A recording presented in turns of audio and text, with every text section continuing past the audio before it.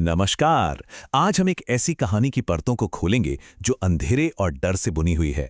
ये कहानी है भैरवपुर नाम के एक गांव की, जहां सिर्फ एक आवाज लोगों की रातों की नींद उड़ा देती है। तो चलिए इस कहानी में गहरे उतरते हैं और जानते हैं भैरवपुर की उस हवेली का आखिर राज क्या है। एक गांव के पास एक भूतिया जंगल था। वहां एक बिना पैरों वाली चुड़ैल रहती थी। अच्छा, ऐसी कहानियां तो हमारे गांव और कस्बों में सदियों से सुनी सुनाई जाती रही हैं, है ना? लेकिन आज जिस कहानी की हम बात कर रहे हैं वो भैरवपुर गांव की है, जहां डर का मतलब कोई चुड़ैल या भूत नहीं, बल्कि सिर्फ एक आवाज है। तो कहानी का पहला हिस्सा शुरू होता है एक रहस्यमयी आहट। भैरवपुर गांव के ठीक बीचों बीच एक पुरानी खंडहर हो चुकी हवेली खड़ी है और लोग कहते हैं कि वहां किसी अनदेखे साये का वास है। इस पूरी कहानी का जो केंद्र है वो है ये शब्द आहट। वैसे तो इसका मतलब होता है कदमों की एक बहुत ही धीमी आवाज, लेकिन भैरवपुर के लोगों के लिए ये सिर्फ एक आवाज नहीं थी, बल्कि खुद डर का दूसरा नाम थी। सोचिए, एक ऐसी मौजूदगी जो दिखती नहीं, बस सुनाई देती है। दूसरा हिस्सा, डर का साया। अब मिलते हैं उन लोगों से जिनका इस आहट से आमना सामना हुआ और उनकी जिंदगी हमेशा के लिए बदल गई। हमारी पहली गवाह है रीना। वो गांव में बस घूमने आई थी और भूत प्रेत जैसी बातों पर बिल्कुल यकीन नहीं करती थी। तो दोस्तों के मजाक मजाक में ही वो अकेले उस मनहूस हवेली के अंदर चली गई। हवेली के अंदर टॉर्च की रोशनी में उसने जो देखा, उससे उसकी रूह कांप गई। दीवार पर उसकी परछाई के ठीक बगल में एक और परछाई हिल रही थी, और फिर उससे धीरे धीरे कदमों की वही आहट पास आती सुनाई दी। ये आहट अब सिर्फ हवेली में नहीं थी, वो रीना का पीछा करने लगी थी। अब बात करते हैं दूसरे गवाह की, रघु, जो गांव का नाई था। एक रात देर से घर लौट रहा था और उसने भी अपने पीछे कदमों की वही जानी पहचानी डरावनी आहट सुनी। अचानक उसके सामने एक सफेद साया आकर खड़ा हो गया और बोला, रघु, तेरा समय आ गया है, तू बच नहीं पाएगा। इस एक घटना के बाद रघु की दिमागी हालत ऐसी बिगड़ी कि वो बस एक ही बात दोहराता रहा, आहट मुझे ले जाएगी। लेकिन ये डर सिर्फ रीना और रघु तक ही नहीं रुका। अनिरुद्ध मास्टर को खाली सड़क पर भारी जूतों की आवाज ने डराया। सफ्ता ने अपने आंगन में काली साड़ी वाली औरत को ठीक तब देखा जब उसका दिया बुझा। बस ड्राइवर अमर को अपनी खाली बस के शीशे में एक धुंधला साया नजर आया। अरे, यहां तक कि जांच करने आए एक बेहद तर्कवादी पुलिस ऑफिसर डीसीपी अरविंद ने भी हवेली के अंदर अपने कंधे पर एक अनदेखा ठंडा हाथ महसूस किया। घटनाएं सब अलग अलग थीं, लेकिन सबका स्रोत एक ही था, आहट। तीसरा हिस्सा, हवेली का राज।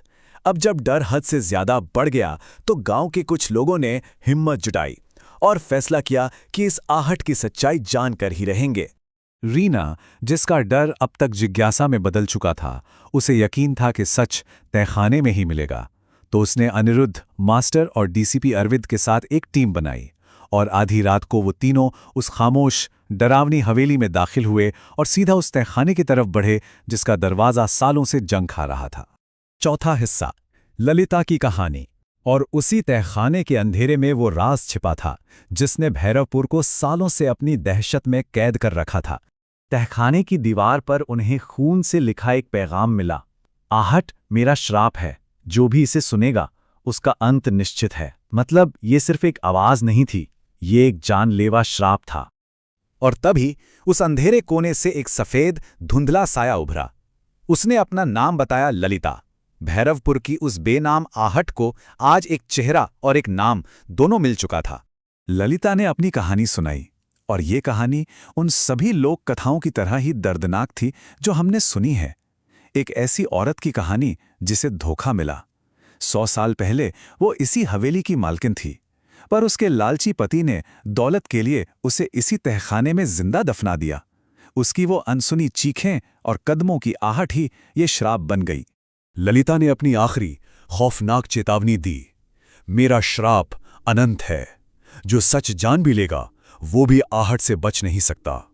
और ऐसा कहते ही तहखाने की दीवारें जोर जोर से हिलने लगीं और उन तीनों को अपनी जान बचाकर वहां से भागना पड़ा। अब हम कहानी के आखिरी हिस्से पर आते हैं, अधूरी मुक्ति।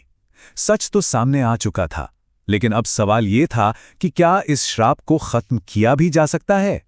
डीसीपी अरविंद ने एक आखिरी उपाय सुझाया। अगर हवेली को ही जला दिया जाए तो शायद ललिता के अवशेष भी नष्ट हो जाएंगे और गांव को इस शाप से मुक्ति मिल जाएगी। ये डर को हमेशा के लिए मिटाने की एक बहुत ही हताश कोशिश थी। सबने मिलकर हवेली को आग लगा दी। अगले दिन गांव में एक सामूहिक पूजा भी करवाई गई और कई सालों में पहली बार भैरवपुर में एक रात पूरी शांति से गुजरी। एक पल को तो लगा जैसे डर का साया हमेशा के लिए हट गया हो। लेकिन ये शांति सिर्फ एक धोखा थी। कुछ दिन बाद अपने कमरे में अकेली बैठी रीना को फिर से वही आवाज सुनाई दी, धीरे धीरे पास आते कदमों की आहट। हवेली तो जलकर राख हो गई थी, लेकिन आहट अब भी जिंदा थी। और यहीं इस कहानी का असली सार समझ आता है। आहट सिर्फ एक बाहरी आवाज नहीं, बल्कि एक अंदरूनी डर है, एक ऐसा साया जो पीछा नहीं छोड़ता। यह हमें याद दिलाता है कि कुछ डर जगहों से नहीं, हमारी यादों से जुड़े होते हैं। ये खौफ की वो दस्तक है जो हमेशा आसपास ही रहती है। भैरवपुर की कहानी का राज तो खुल गया, पर डर खत्म नहीं हुआ। और ये हमें एक बहुत बड़े सवाल के साथ छोड़ जाती है। कोई कहानी खत्म हो सकती है, लेकिन क्या डर कभी सच में मरता है?